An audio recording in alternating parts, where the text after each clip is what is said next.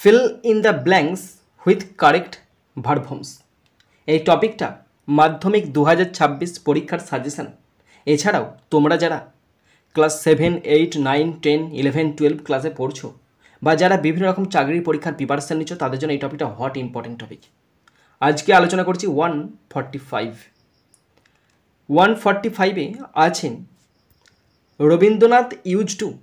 রবীন্দ্রনাথ এই যে ইউজ টুটা আছে না, এই ইউজ টুটা অতীতের অভ্যাস বোঝায়।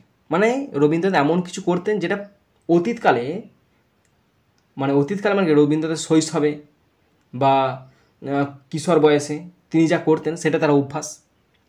রবীন্দ্রনাথ করতেন মানে কি করতেন সেটা পরে বলছি। তারপরে শূন্যস্থান ব্র্যাকেট আছে, ব্র্যাকেটে বলা যায় স্যাট সিটিং বাই দ্য উইন্ডো।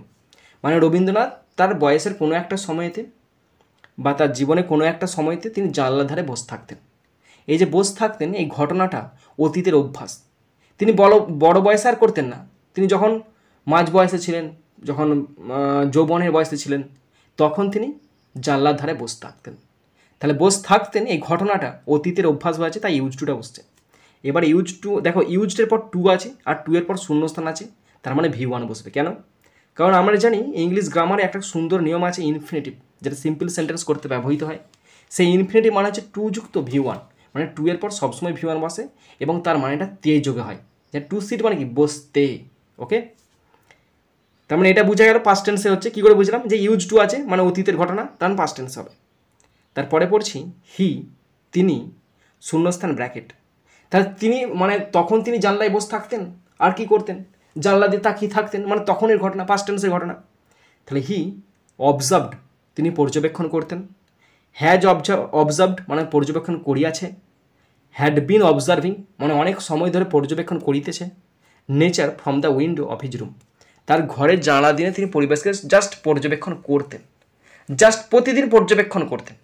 তো যেহেতু এটা একটা কমপ্লিট অ্যাকশন এবং এটা অতীতের অভ্যাসের সঙ্গে সম্পর্কযুক্ত, তাই এখানে শুধুমাত্র সিম্পল পাস্ট টেন্স বসবে, অবজার্ভড। OBSERVED বসবে। এখানে আর হ্যাজ অবজেক্ট হবে না। কেন? এটা প্রেজেন্ট পারফেক্ট টেন্স আছে, প্রেজেন্ট আলাদা পাস্ট আলাদা, তাই হচ্ছে না। আর হ্যাড বিন অবজার্ভিং মানে কি অনেকক্ষণ ধরে পর্যবেক্ষণ করতেন, এরকম কিন্তু কিছু বলা নাই। যেহেতু অতীতে তিনি প্রতিদিন পর্যবেক্ষণ করতেন, তাই এখানে সিম্পল পাস্ট টেন্স বসছে, অবজার্ভড। নেক্সট, হিজ রাইটিংস, তার লেখালেখিগুলো, তার রাইটিং মানে তার লেখালেখিগুলো, শূন্যস্থান ব্র্যাকেট। ব্র্যাকেট আছে ইনফ্লুয়েন্সড, হয়তো লোকে প্রভাবিত করেছে।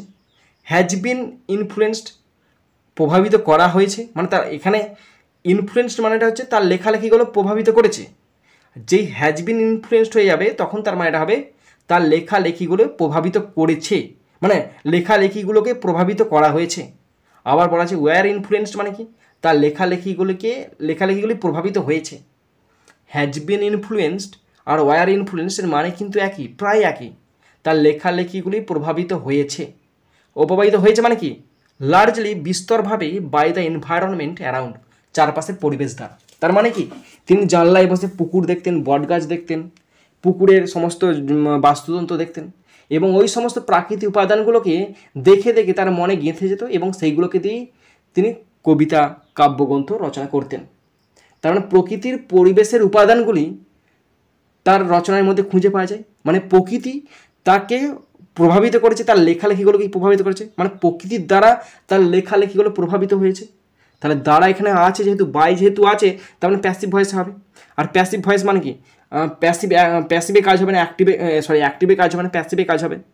তাহলে ইনফ্লুয়েন্সটা তো এখানে হবেই না, যেহেতু এটা পাস্ট টেন্সে আছে এবং অ্যাক্টিভ ভয়েসের গঠনে আছে, হবে না। হ্যাজ বিন ইনফ্লুয়েন্সড হবে অথবা ওয়ার ইনফ্লুয়েন্সড হবে। এবার রাইটিংস কতগুলো? রাইটিংস তো অনেকগুলো, তাই এখানে সিঙ্গুলার নয়, প্লুরাল, তাই প্লুরাল ভার্ব বসবে। আর হ্যাজ তো প্লুরাল নয়, হ্যাজ সিঙ্গুলার, তাই এখানে শুধুমাত্র বসবে were influenced. Were INFLUENCED, were influenced মানে প্রভাবিত হয়েছিল। নেক্সট 146, নেতাজি সুভাষচন্দ্র বোস।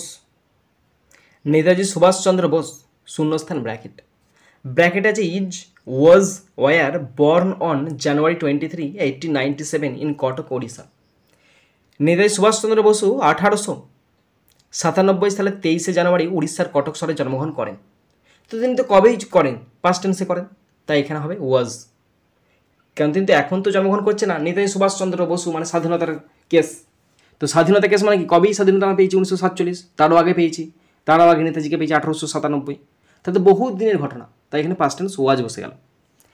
হি পাস্ট, তিনি পাস করেন দ্য আইসিএস এক্সামিনেশন, তিনি সিভিল সার্ভিস পরীক্ষায় পাস করেন।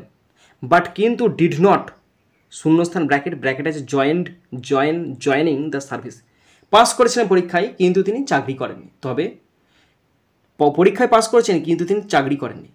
তাহলে এই যখন এই ডিড থাকবে না, এখানে ডিডটা মানে এই যে বাট আছে, বাটটা compound word conjunction, coordinating conjunction হচ্ছে বাটটা। তাহলে এখানে সাবজেক্ট হচ্ছে হিটা, মেন ভার্ব হচ্ছে পাস্টটা, আবার এখানে বাট যোগ করা আছে, তার মানে দ্বিতীয় পার্টটা শুরু হচ্ছে। দ্বিতীয় পার্টটা মানে বাটের পর যদি আমরা ভাবি হি, তাহলে কিন্তু খুব খারাপ ভাবা হবে না, কেন অবশ্যই হিকে গুরুত্ব দেওয়া হচ্ছে। হি ডিড নট, হি বসলো, হি এর পর ডিডটা বসেছে, আর ডিডের পর নট আছে, তার মানে ডিডটা কোনো মেন ভার্ব নয়, ডিডটা হচ্ছে অক্সিলারি ভার্ব। এবং যে সেন্টেন্সে ডিড অক্সিলারি ভার্ব থাকে, সেই সেন্টেন্সে যদি নেগেটিভ কোনো শব্দ থাকে, যেমন যদি নট থাকে, এবং সেই সেন্টেন্সে অবশ্যই একটা মেন ভার্ব বসবে, এবং সেই মেন ভার্বটা অবশ্যই V1 বসবে। কেন? কারণ এখানে ডিড তো বসে গেছে, ডিড বসে গেছে মানে কি, এটা বোঝাচ্ছে আমি পাস্ট টেন্সে আছি। এবং যেহেতু নট আছে, আর নট কখনো একা বসতে পারে না, অবশ্য লাজুক একটা শব্দ, ও কখনো একা বসতে পারে না, কাউকে না কাউকে সঙ্গে নিয়ে বসে, এবং যাকে সঙ্গে নিয়ে বসে তাকে বলা হয় অক্সিলারি ভার্ব বা বি ভার্ব বা হেল্পিং ভার্ব বলা হয়। তো এখানে নট ডিডকে সঙ্গে নিয়ে বসেছে, তার মানে এটা পাস্ট টেন্সে আছে। আর যখন অক্সিলারি ভার্ব পাস্ট টেন্সে থাকে, তখন মেন ভার্বের V1 ফর্ম বসে, তাহলে মেন ভার্ব এখানে জয়েন আছে, তাহলে জয়েন বসে যাবে। এখানে জয়েন্টও বসবে না, আর জয়েনিংও বসবে না, শুধু বসবে জয়েন। ওকে, ইনস্টেড তার পরিবর্তে তিনি কি করেছেন দেখো, ইনস্টেড তার পরিবর্তে হি মানে তিনি, শূন্যস্থান ব্র্যাকেট, ব্র্যাকেট আছে পার্টিসিপেট, অংশগ্রহণ করেন, পার্টিসিপেটের অংশগ্রহণ করেছিলেন, উড পার্টিসিপেট অংশগ্রহণ করবেন ইন দ্য ফ্রিডম মুভমেন্ট। অবশ্যই তিনি এই ঘটনাটা প্রাচীনকালের ঘটনা, তার মানে তিনি তখন অংশগ্রহণ করেছিলেন, তিনি অংশগ্রহণ করবেন নয়, তিনি অংশগ্রহণ করেছিলেন নাকি পাস্ট টেন্স। পাস্ট টেন্স মানে কি, সিম্পল পাস্ট টেন্স মানে ঘটনা ঘটে গেছে ইতিমধ্যে। তার সিম্পল পাস্ট টেন্স মানে কোনটা, পার্টিসিপেটেড, উড পার্টিসিপেটও হবে নি আর পার্টিসিপেটও হবে না। কেন হচ্ছে না, কারণ এটা প্রথমে একটা V1 দিয়ে আছে, আর উড পার্টিসিপেট সেই কবে সুদূর ভবিষ্যৎ বোঝাবে, সেটা তো অসম্ভব ব্যাপার। তিনি চাকরি করেনি, তার পরিবারের সঙ্গে সঙ্গে সুভাষচন্দ্র বসু গান্ধীর সঙ্গে হাত মিলিয়ে যোগদান করেছিল ইন্ডিয়ান ন্যাশনাল মুভমেন্টে।